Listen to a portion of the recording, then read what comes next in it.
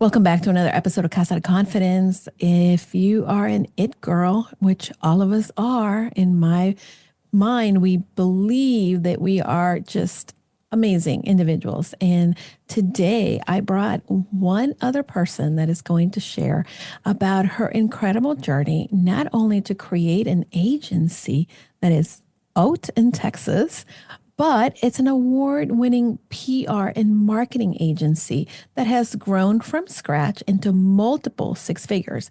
And the one thing that I love about our guest's agency is that she, has created an opportunity for other women to go out and create some incredible success for themselves.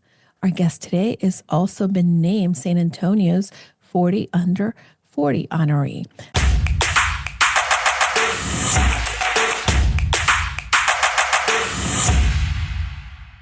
Welcome to the show, my friend. Let's say hello to Aquila. Hi, Julie. How are you? And Aquila Mendez-Valdez, again, we connected and I thought, amazing. I love everything that you're doing. I love your brand. And we were speaking before we jumped on that her brand is so apparent, not only in the way that she carries herself, but her office. And if you go into her website, which we'll have in the show notes, you will see that her personality and her passion for just everything chic is coming through. Now, were Very you kind. always an it girl, chic, and into all these amazing, glamorous things that you are doing for yourself, but also helping others with, which is more importantly? Right. Yeah. No, definitely not. I think, when I was growing up, I was very much a tomboy. I was super focused on volleyball, played in the college level. And then when I met my husband was actually when he was much more into like, let's get dressed up. Let's, be, Ooh. pulled together. He just loved like fashion and that kind of Mhm. thing. And so I think he was really who initially encouraged me to start, paying attention a little bit more. I was Mhm. definitely the girl who went to, all of my college classes in sweatpants and never thought another thing about it. But yeah, he kind of regrets opening that Pandora's box because now I love to like, be pulled together and look if I can, chic, but that's very nice of you to say. Well, I think, and again, I've met you, this is my second time, but just from following your Instagram and seeing some of the stuff that you've been doing, you definitely are embodying the brand that you're building. And, Thank you you. you are someone, like you said, you were a tomboy growing up, but you Hmm. also were someone that, as the oldest daughter, always defaulted to external validation. Tell us a little Hmm. bit more about that. Yeah. Oh man, we're getting deep pretty quick. I like Oh, I it. know. I like to jump in. Yeah. No, I think, not only am I the eldest daughter, but I was one of six kids. So the fact that you're sort of, trying to compete more or less, like I said earlier, I, come from an athletic background too. So I think that competitive nature can definitely flow over into, okay, am I, the sibling that's getting the most attention or, Mhm. doing well in mom and dad's eyes? And so I was definitely very motivated from a young age to make sure that I was, all the following all the rules, doing all the right Mhm. things, very, straight A student. And I think, as you become an entrepreneur, that serves you well to push you to Mhm. be the best and to, have a very, high standard of what we expect, as far as quality of work and things like that. But I do think you have to kind of come into your own a little bit and understand that, all right, you have worth, whether or not you're, super productive and achieving, at a high level Mhm. every single day. And maybe it is okay to take a break and breathe and kind of have a moment to reflect every so often. So that's been a journey for sure. No, and as an older child, that sounds very familiar to me. And I think that as a Mm, founder, it's definitely one of these qualities that we are these high achievers, and competitiveness serves as well, but also mhm. could be an Achilles heel if we allow it to. Yeah. What have you found is the challenge as a founder when it comes to actually imposter syndrome, feeling like we can do it, or actually Mm, doing it in basking in the accomplishment as opposed to moving on to the next thing? yeah. Well, I think, for sure, in particular, female founders and women business owners, we tend to hold ourselves to that very high standard. And we tend to really focus on there's always somebody ahead of me that I'm looking at, and I'm trying Mhm. to, catch up, catch up, catch up, catch up, and aim for something, which is, again, is great. But I think that can lead to burnout because it's never ending. There's never a moment where you feel like you've made it and you Mhm. can, take a breath. And so for me, I think I have a very high competitive drive, but I've tried to start focusing more on it's just me versus me and Mhm. improving my own business and my own team and my own processes, so that I feel like I'm just doing the very best that I can, and Mhm. I'm not necessarily like looking to my left and to my right, because that's absolutely a recipe for exhaustion and overwhelm Yeah. and frustration, because there's always somebody bigger and better and Yeah. doing it, differently than you. So Yeah. yeah, I think that's been a learning curve for sure. Yeah, and it's definitely a lesson that, comes full circle multiple times, and we have to learn the lesson in different ways. And the Hmm. more that we grow and the more that we are experiencing different things. I love that you say, Yeah. kind of staying in your own lane, because that's what I see a lot in my clients, that as soon as they start comparing and despairing, that really creates this barrier for them to continue to move forward and accomplish the Hmm. things that they've set out to do. Yeah.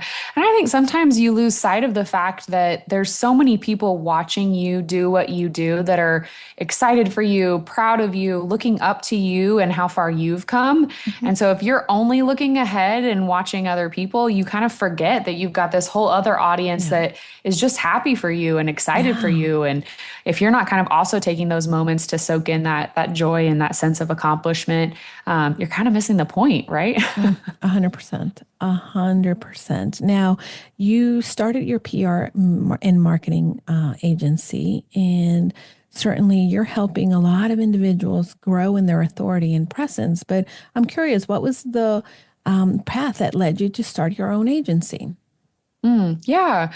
Well, I started, in college, I was a journalism major and switched to PR pretty early on. I kind of got ahead of the game and realized it wasn't going to be the best industry for work-life Mhm. balance and all of that. So I said, okay, let's switch to PR.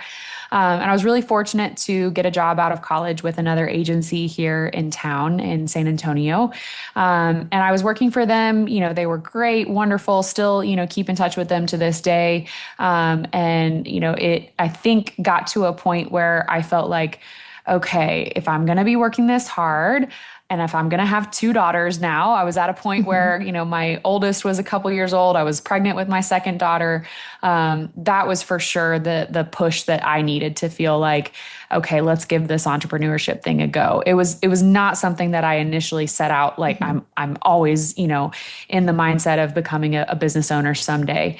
But I think it's hard once you do get a taste of that entrepreneur life and that, Mhm. setting my own schedule, being in charge of my own, client base and who we Mhm. bring on and who we work with. That is I would have a very hard time giving that up. So Yeah, it's we'll very see. addicting.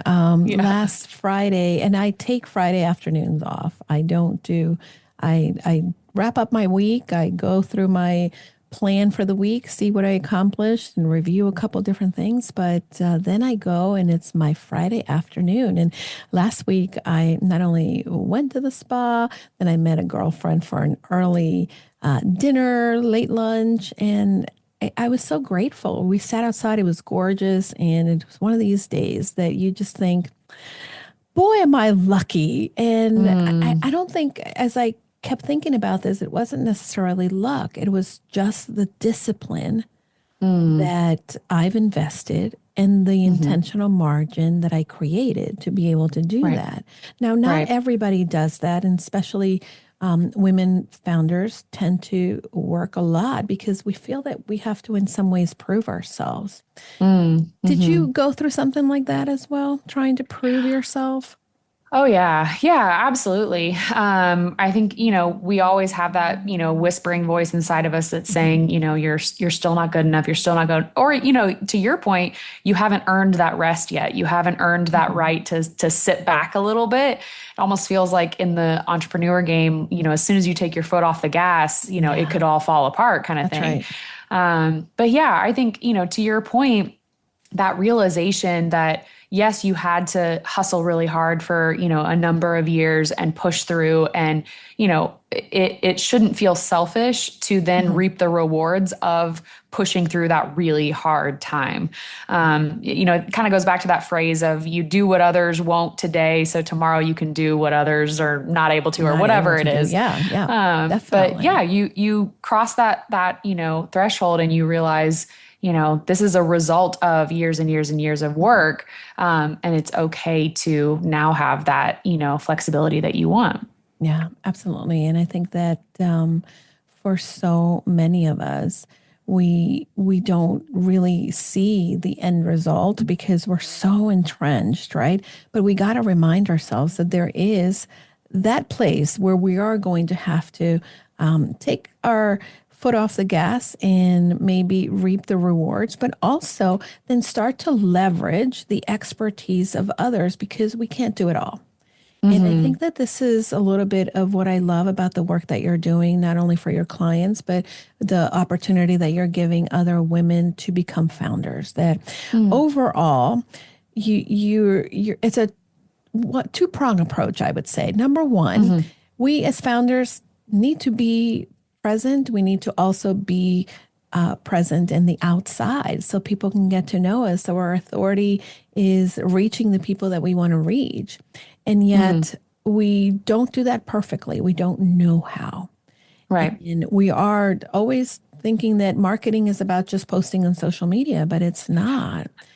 Right. And somewhere along the line, if you want to grow and if you're growing, you're going to have to turn this over to the experts. And I'm a big proponent of do what you do best and delegate the Hmm. rest. Now, Hmm. for individuals who are listening and have said and have heard PR marketing, can you tell us and define that for us? What is PR? What is marketing? What is the difference? How do they work together to help Sure. individuals like me who are founders? Yeah. Yeah. So I definitely think, they kind of go together more and more often. It really is, kind of a mixed approach between the two for most of our clients. PR, obviously stands for public relations. So you're talking about all of your sort of external communications and having those sort of conversations with stakeholders. Maybe it's the media, maybe it's, actual investors, but the communications that you're putting out into the world to tell your story. And that could mean a wide range of things. But I think most people think about the media relations component as, Right. the definition of PR. Yeah. Marketing, on the other hand, can be a little bit wider of a definition where we're talking about everything from your branding, your actual like physical marketing materials, you're Mhm. talking about your social media presence, you're talking about paid advertising opportunities. So really kind of the way that people can discover you, interact with you, and then if they do want to do business with you, what does that funnel look like? You can build all of that out on, the marketing side as well. Where I think it gets interesting is when you use PR to also support the marketing efforts and you're Mhm. kind of letting them intertwine so that Mhm. there's not a gap as far as, well, she seems great and her website's beautiful, but I can't find her on social media. Or she Mhm. never, does anything in front of the camera. She never shows her face. She never does any, interviews or things like that. In today's world and today's landscape, if you are the founder, it's very much expected that you would have a presence, whether on social media or in the media, or having those conversations from a thought leadership standpoint. Mhm. And really, I think, for me, the biggest thing is that I love and appreciate that opportunity. And then I love when it also gives my company opportunities to let my team shine and say, okay, I'm able to do this because they do such a good job, Yeah. Yeah. behind the scenes actually delivering for clients. So that's really rewarding as well. Yeah. I think that, for me in working with wannabe thought leaders and entrepreneurs that are building incredible brands and helping them build their confidence, I have to remind them that they are the brand. Their values, their well-being is important, but also their values have to be communicated to the individuals that want to leverage their expertise. I know for myself, if I want to work with someone, I definitely go to their website. But I stalk them everywhere. I want to see what their presence is because I want to work with people who are aligned to me, who are like-minded, who are people who I know have a vision, not only for their organization, but a mission, a personal mission to create an impact. And the best way that we can do that is by getting in front of the camera and letting people hear our voice or getting behind the microphone and putting a podcast together so that people can get to know you, love you, and leverage your expertise for their business, themselves, their lives, etc. Right. Yeah. And it's also super smart, I think, to put yourself out in that way where you're building your network, you're building, your connections to other people, strengthening those connections. If you're asking them to come on your podcast or, Yep. hey, can I sit down and have a conversation with you to put it on our blog? There's all of these ways to kind of build it into almost your referral marketing as well, Yeah. so that it doesn't feel as, I'm just talking at you, all day, every day. Yeah. It's actually like, oh, this is my sphere of influence. And I'm just strengthening those relationships through all of these tactics that I'm utilizing. Yeah, absolutely. And, marketing and PR, an incredible way to be able to get that marketing funnel going, right? You want to attract the ideal client, you want to engage with them, and being present is going to give you a little bit of that. And then you nurture them so you can invite them to work with you. And of Yeah. course, creating those super fans, like Pat Flynn says. So Yeah. that's really a big component. Your firm believes in community passion and compassion. Why are those important to you? Yeah. Oh gosh, I mean, I think PR agencies, ironically, sometimes tend to have a little bit of a tough reputation where, it seems like we're just behind the scenes, we're being very secretive, we're, putting bad people forward and helping them kind of push their agendas. And so I think for us as an agency, we always wanted to make sure that we stayed true to those authentic values that we have, be very much plugged into the community, because I think, anytime you volunteer or do pro bono work or take the time out of your day to give back in any way, I think that always comes back to you in one way or another, and not only that, I think reminds you that you're in a very privileged position to be able to give back and make sure that that's a piece of your journey as a company. So yeah, I think that's highly important to us as a company. And then passion, I think, again, we work for a wide range of industries, a wide range of clients, but we always want to make sure that if we're sitting there in that discovery call and they're telling us about their business and here's our problems, or here's our challenges, or here's our goals, if that doesn't kind of get us, going and lights us up and makes us feel like, oh, this is brilliant, this is so exciting, then it probably isn't going to be work that we're going to be, happy to log in and work on, when it is long hours and challenging tasks that we're trying to do. So yeah, there's certainly been times where we have had to let a prospect know, like, it's just not the right fit for us. It's just not something. But I would say 95% of the time, it ends up being the reverse, where I get super excited and I have all of these thoughts and ideas, and then we kind of get budget and timeline and things like that pairing us back. But yeah, we're very fortunate that it's not often we have a client reach out where it is kind of not a good fit. I think that's a really well constructed online presence as well, in communicating your brand up front so that when people are ready to take up the invitation, right, whether it's spoken or shown in some of the things and presence that you have online, that they already know that you may be the right fit. They already know that you're in alignment. And I think, for me, when I started my business, I came from a corporate environment, and I had obviously, although I could run a business and I worked at a company where we scaled it to multi-million dollars, I still had inadequacies. I didn't know, okay, what is my message? Who do I serve? What do I do? And getting started, I started to really be able to say yes to everyone. And that Mm, was to my detriment. And that was such a good lesson because hmm. when you start working with individuals that there's no alignment, then it sort of stunts your growth, I think, in some ways. Right. Yeah. Yeah.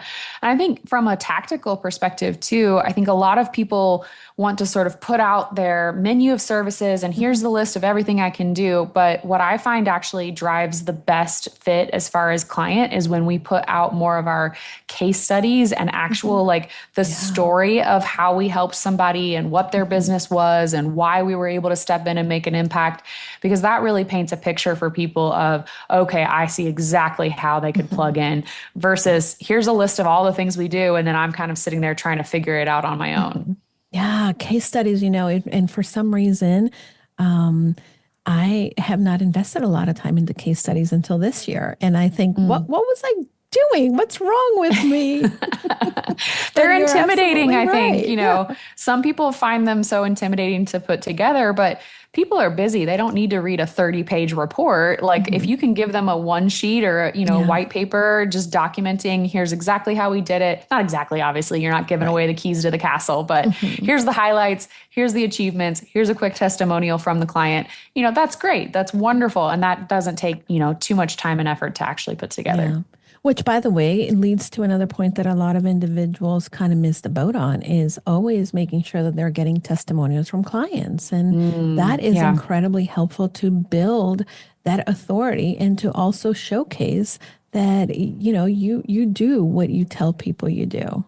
Right. Yeah. No, 100%. I think people are always so nervous to ask. Hmm. But, if you're confident in the work that you do, it shouldn't be, nerve-wracking. Make it easy for people. Don't put Hmm. pressure to, hey, it has to be done by this certain day, but Yep. just, hey, would love to have your review. Here's a spot you Hmm. can submit. Thank you so much. And then I think it's always surprising how many people are happy to do it. It Oh, really is 100%. not a high level ask. So go for Yeah, it. I love that you said make it easy for people. I use Senja, it's Mm, Senja, and I just send them the link, and they can either record a video or it has some prompts that it asks them, answer these things, and I love yeah, that. it makes it so easy. And then the thing that I love as well, I don't have it integrated with our website, but you can integrate it in your website. So Mm. there's like a little wall of testimonials that can Yeah. be there. And I think that Yeah. again, when I go to a restaurant, I want to know what people's experiences were. So I certainly Right. know that when working with individuals, that's also the first thing that I'm looking at. What did it look like when they worked together? Yeah. I love the aspect of incorporating video. I think that's always going to be a much more compelling way Oh, to share 100%. that for sure. Yeah. And again, one of the reasons why your face out there is very important because video Yeah. is going to be compelling. People can connect to that. And if you're looking to Mhm. grow your brand, that's a really great way to also be able to do that. Yeah. Absolutely. I totally agree. Yeah. For individuals who are not sure where to start when it comes to PR and marketing, what would be the process? What is it that you do specifically with clients to kind of guide them Mhm. if they're brand new to the PR and marketing realm? Yeah. Well, that teed up wonderfully a service that we actually offer. So I'll take advantage of Yeah, that if go I for it. can. Yeah, of But course. we offer on our side a 30-day PR and marketing master plan program. Hmm. And so that is exactly what you're talking about, where somebody's kind of sitting there thinking, and a lot of times I think when entrepreneurs come to us, they say, well, we tried this, we tried this, we tried that, we tried that, and I just don't know what's working and why, why don't we have a true strategy? Why do we just keep throwing spaghetti at the wall? And so that 30-day PR and marketing master plan is really designed to back all the way up with them and look at their goals, look at their vision, look at their mission, look at, the actual revenue numbers they want to be hitting. Mhm. And then let's dig into, okay, what tactics, from a PR perspective and from a marketing perspective, do we actually think are going to help us achieve these goals that we've now laid out?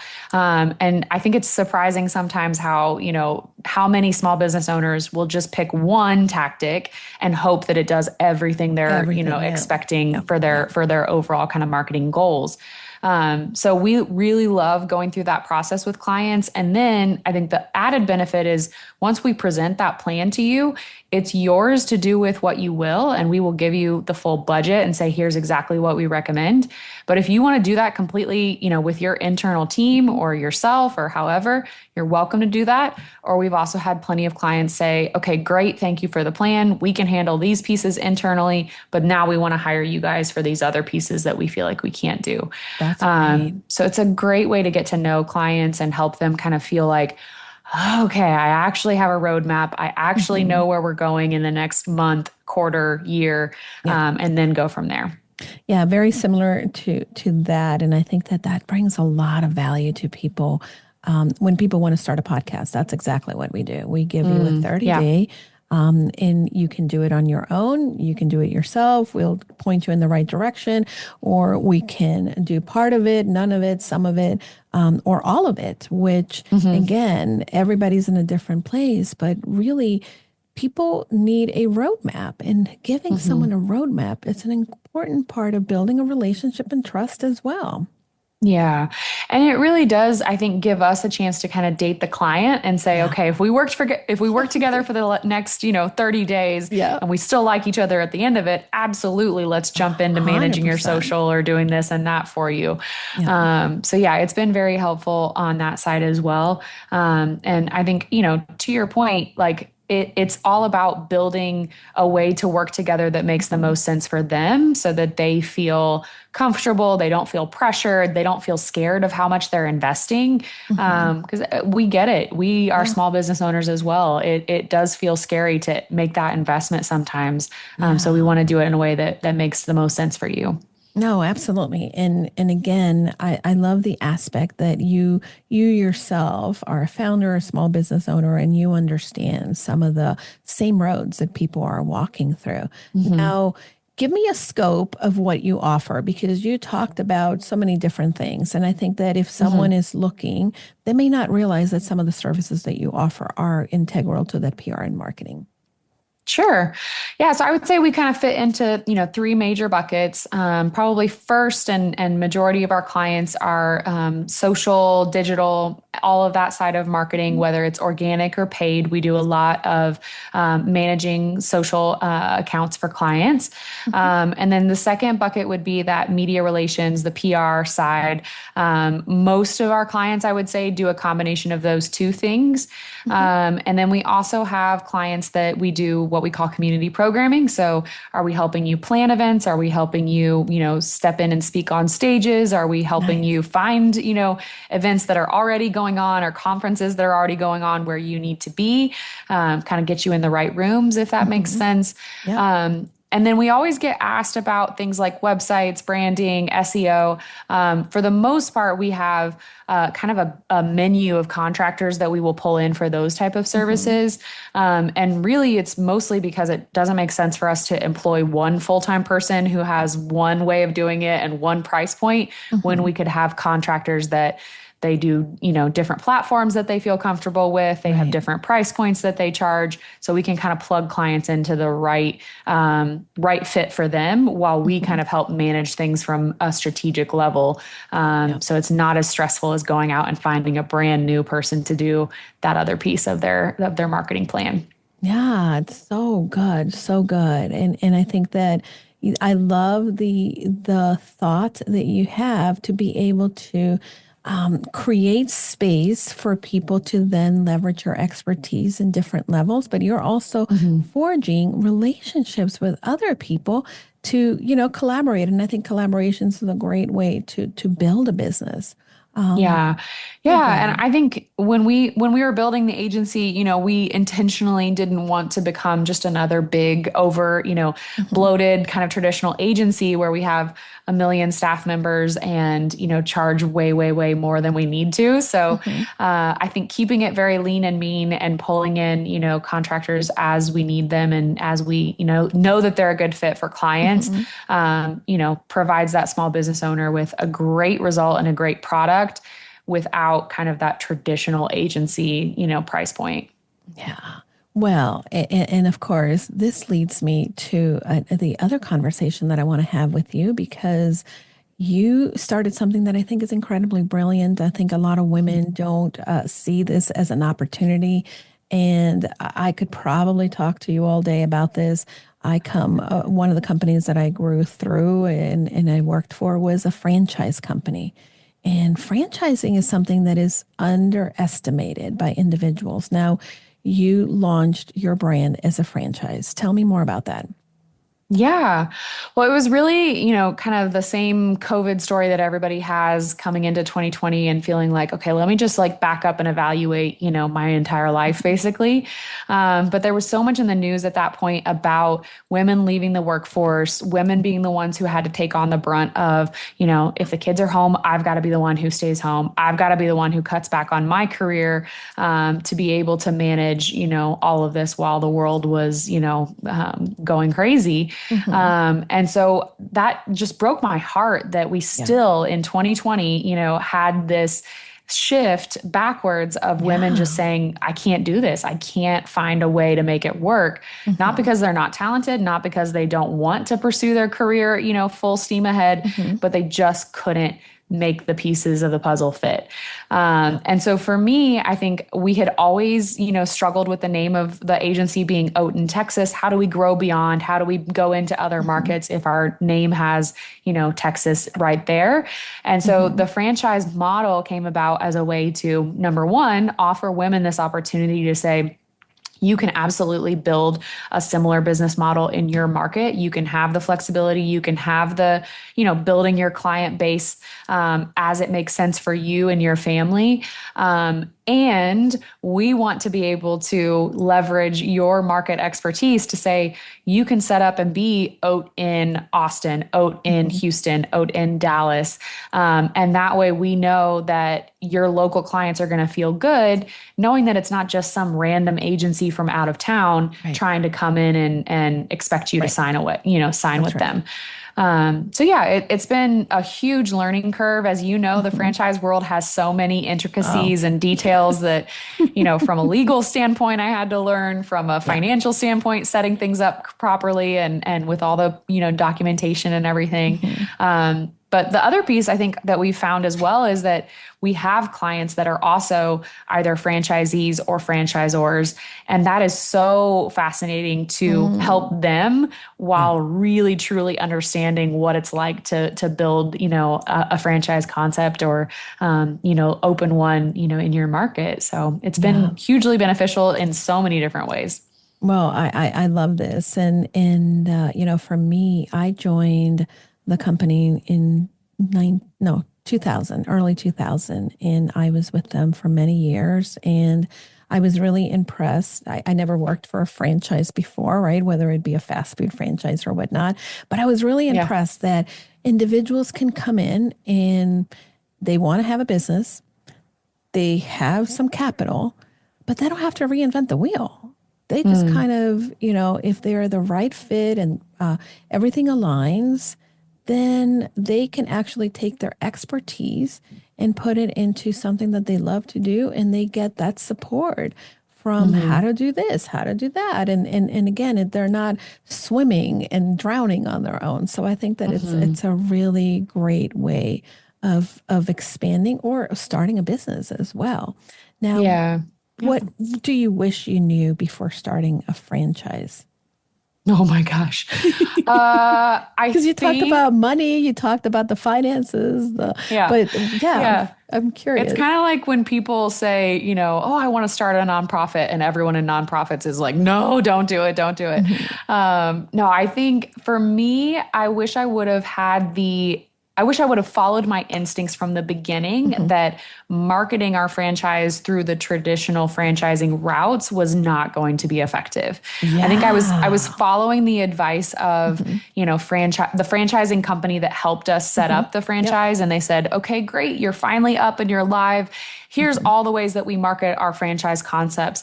And they were really giving me the options that totally fit if you are, a restaurant concept, or your, business services Yep. concept, as far as like a, more traditional kind of business that would go into franchising. Yep. And so we did, expos, like setting up a booth at franchise expos. We did like digital marketing on, your Facebook and Instagram and stuff like that. And it just didn't come close to driving the right prospects our Oh, way. 100%. I could see that. Yeah.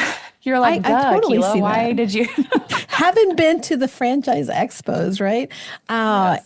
And I think that that's the one thing that I love that you I guess have recognized. And Yes. your Yeah. best way of drawing the right fit to your franchise to become franchisees is finding people that are like-minded like you, and they're not hanging out, Yes. right? And that works for Right. us as well as business owners.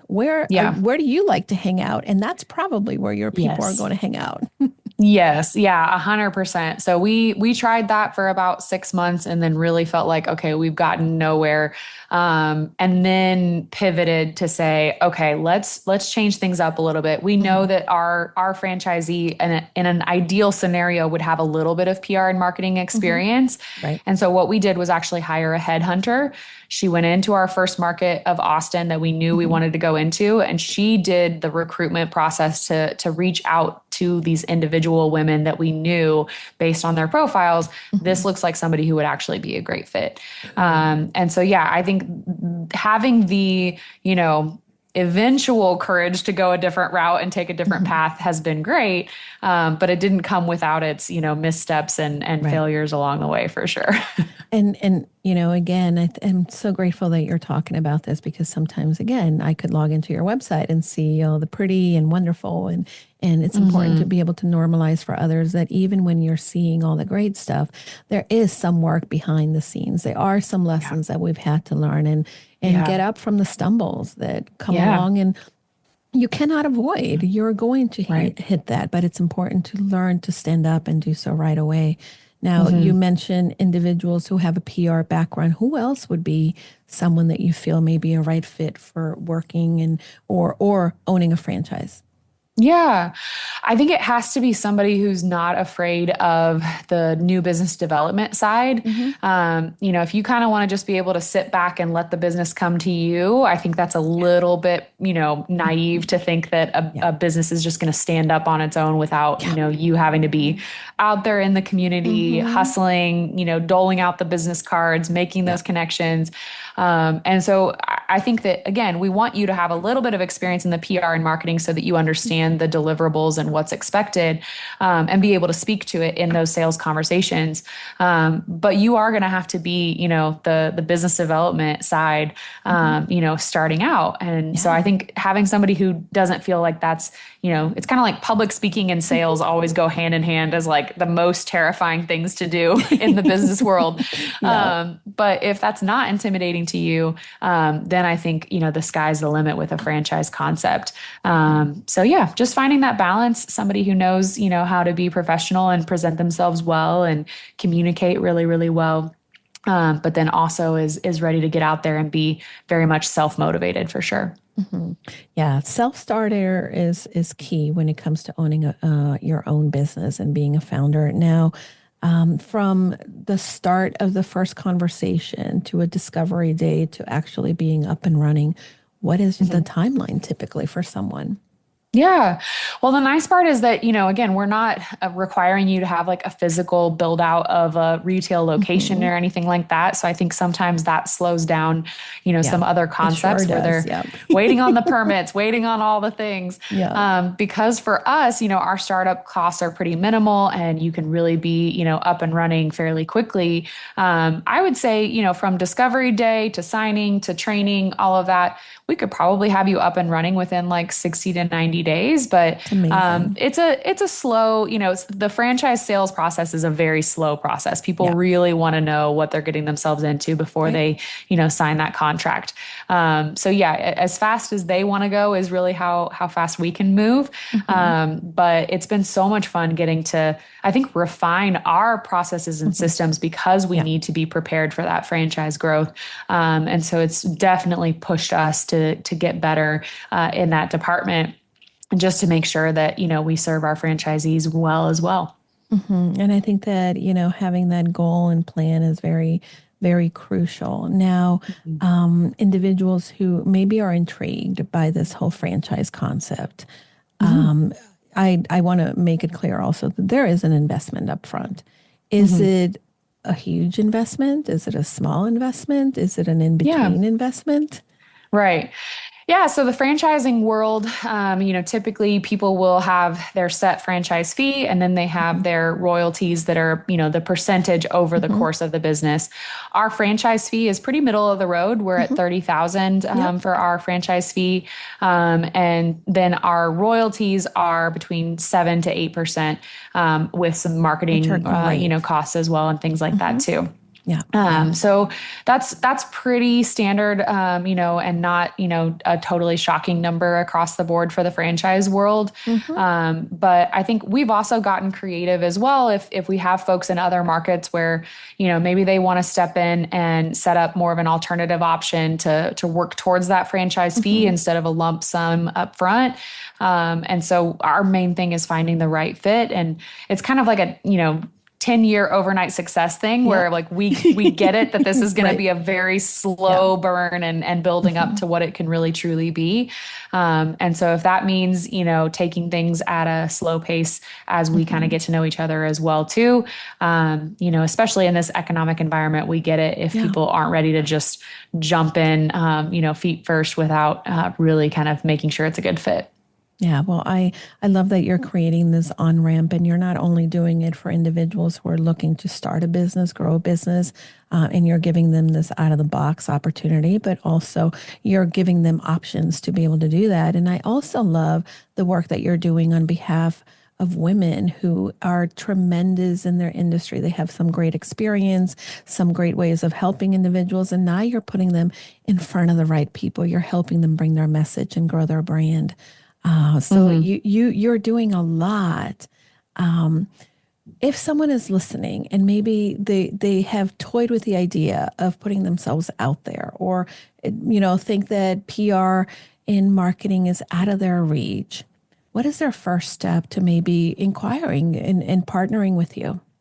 Yeah, yeah. Well, they can certainly go to our website and find out more. So, for the franchising side, our website is hauteinfranchising.com. So, HAUTEIN franchising.com. And then the agency's website is hitpr.com. So, a little bit different. But yeah, I think, we've had folks who have been interested and they've come for just a simple kind of discovery day, here in our offices. And Hmm. that I think is really fun for people to be able to start envisioning themselves in the role because Hmm. we definitely try to have them in on a day where we have a lot going on and we get to do all sorts of different, things Hmm. in the office, out of the office, with clients, without clients. And that tends to be, most of our day to day. So it's not an exaggeration to say this is what your life could be like. Yeah. So I think that's helpful for people to start to really see what it's like. But as far as too, understanding if the PR and marketing world in general is a good fit for Hmm. you. I think somebody who loves to read, somebody who loves to communicate, somebody who loves to just take in information. I think if you do like the Clifton Strengths Finders, Yeah. input is like a great strength because it means like you just love taking in information and then kind of being the person that people can come to and say like, Yeah.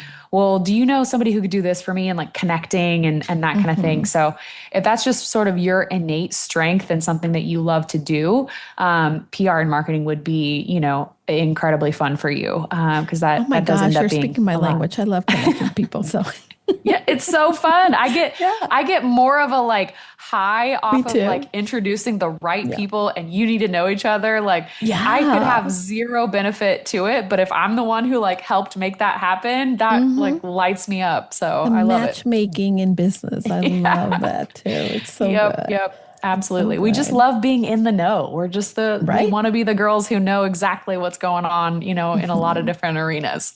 That's so good. So, Mhm. Akila, you have a free gift. You have a downloadable ebook for the listeners, and that's a public relations for Yes. female founders. Now, if someone Yeah. wanted to kind of inquire about the 30-day partnership, Yes. what does that Yeah. look like? Yeah, so on our website as well, that hitpr.com, there is a landing page for that master plan specifically. And we actually let you download the deck with all of the information about how that master plan Mhm. works. We have a sort of done with you and customized, very, Mhm. intense version. And then we also have a DIY version for Mhm. a very minimal cost. So Okay. if you're interested in that master plan, you can absolutely go to our website and hit that website or that individual landing page to learn more about it. But there's also some links on our website to book a call with me Mhm. if you are one of those people that wants to ask a lot of questions Yeah. and speak with somebody face to face. I'm totally happy to do that as well. Okay, so no matter where you are in the spectrum, if you want to just Yeah. kind of binge the content before you take a step, or if you want to just get to the point, you know that Yeah. you can do that with Aquila. Aquila, Yeah. thank you so much for being a part of the show and for bringing your expertise and your story and the opportunity for people to build our brand, build their confidence, and connect with the right individuals, and also have Absolutely. great opportunities when it comes to becoming a founder. You're going to have to come back Absolutely. and visit again. Oh, I would love to. Thank you so much for having me. I love the work that you guys are doing to help, build that confidence. I think is something that we help with somewhat, but I'm sure that you do so much of a better job in getting those women to the point where they're ready to be those thought leaders. So, thank you for doing Mm, that. Thank you so much. And I will encourage you, my friend, don't be a passive listener. Go ahead and take some action on this.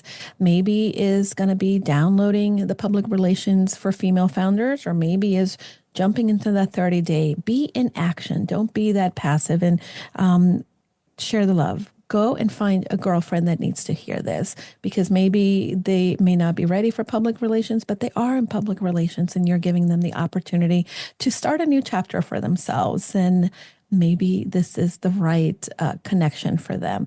Thank you again for being a part of the show, my friend. And Aquila, until next time, don't forget, everyone, go confidently in the direction of your dreams. Amazing. Thank you.